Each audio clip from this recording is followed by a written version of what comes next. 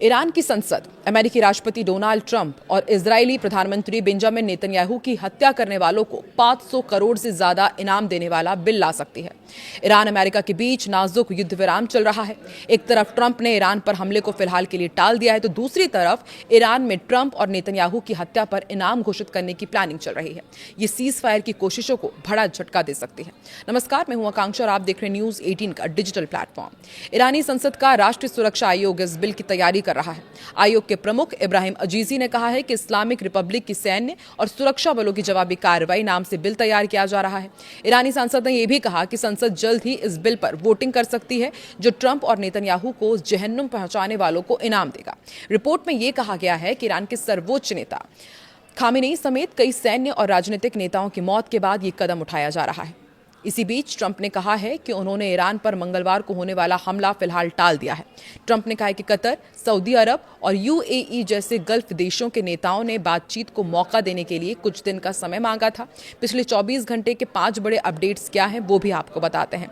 Trump ने Iran को धमकी दी कि जल्दी समझौता करो वरना कुछ नहीं बचेगा। ट्रंप ने ईरान को चेतावनी देते हुए कहा कि घड़ी तेजी से चल रही है और अगर जल्द समझौता नहीं हुआ तो गंभीर नतीजे भुगतने पड़ सकते हैं। दूसरा अपडेट यह है कि अमेरिका इजरायल के ईरान पर नए हमले की तैयारी है। रिपोर्ट्स के मुताबिक जर्मनी स्थित अमेरिकी ठिकानों से हथियार लेकर दर्जनों कार्गो विमान इजरायल पहुंचे हैं। वहीं नेतन्याहू और ट्रंप ने संभावित सैन्य कार्रवाई को लेकर बातचीत की है।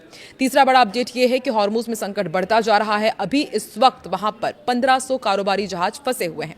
ईरान तनाव और समुद्री नाकेबंदी के बीच स्ट्रेट ऑफ हॉर्मुज में करीब 1500 कारोबारी जहाज फंसे हुए हैं। इन पर 20,000 से ज्यादा नाविक मौजूद हैं और एक्सपर्ट्स ने मिसाइल और ड्रोन हमलों का खतरा भी बताया है। चौथा बड़ा अपडेट यह है कि सऊदी अरब पर ड्रोन हमला हुआ है। कुवैत, कतर ने इस हमले की निंदा की है। सऊदी अरब का दरअसल ये दावा है कि उनके एयर डिफेंस सिस्टम ने इराक की दिशा से आए 3 ड्रोन मार गिराए हैं।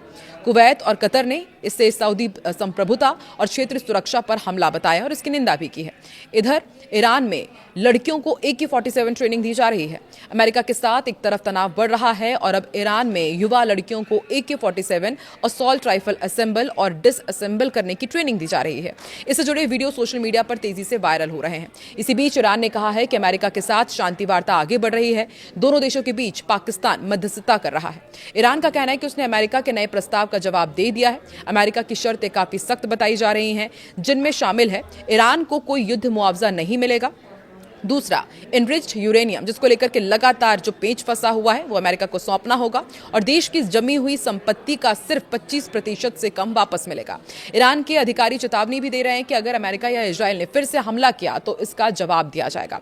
वर्तमान में दोनों पक्षों के बीच नाजुक सीज फायर चल रहा है, लेकिन तनाव अभी भी बहुत ज्यादा है। ईरान का ये नया कदम स्थिति को और उग्र बना सकता है। वहीं अमेरिका के पड़ोसी देश क्यूबा को लेकर के एक चौंकाने वाली खुफिया रिपोर्ट सामने आई है। रिपोर्ट के मुताबिक क्यूबा ने 300 से ज्यादा सैन्य ड्रोन जुटा लिए हैं और अब वो इनका इस्तेमाल अमेरिका के ग्वातनामो बे में सैन्य अड्डे, अमेरिकी नौसेना के जहाजों और यहां तक कि फ्लोरिडा के वेस्ट जैसे इलाकों पर हमला करने की योजना पर चर्चा कर रहा है। एक रिपोर्ट के मुताबिक ये जानकारी अमेरिकी अधिकारियों को गोपनीय खुफिया रिपोर्ट में मिली है। अधिकारियों का कहना है कि क्यूबा ड्रोन वारफेयर के जरिए अमेरिका के लिए एक उभरता हुआ खतरा बन रहा है, खासकर तब जब वो ईरानी सैन्य सलाहकार भी वहां पर मौजूद है। अब अमेरिका की चिंता क्यों बढ़ रही है क्यूबा की तरफ से, ये भी आपको बताते हैं। एक वरिष्ठ अमेरिकी अधिकारी ने कहा है कि जब इस तरह की तकनीक हमारे देश के इतने नजदीक मौजूद हो और इसमें आतंकी संगठनों से लेकर ड्रग कार्टेल, ईरान और रूस जैसे देश शामिल हो तो ये चिंता का विषय बढ़ जाता है। ये एक बढ़ता हुआ खतरा वो मान रहे हैं। क्यूबा अमेरिका से सिर्फ 90 यानी कि 144 किलोमीटर की दूरी पर है, जिससे उसकी गतिविधियां और भी संवेदनशील हो जाती हैं। अमेरिकी अधिकारियों का मानना है कि क्यूबा फिलहाल कोई भी तात्कालिक हमला करने की योजना नहीं बना रहा है, लेकिन हालात बिगड़ने की स्थिति में ड्रोन वॉरफेयर के विकल्प पर गंभीरता से विचार किया जा रहा है। हालांकि ये भी कहा गया है कि क्यूबा अभी उतना बड़ा सैन्य खतरा नहीं है जितना 1962 के क्यूबा मिसाइल संकट के समय था।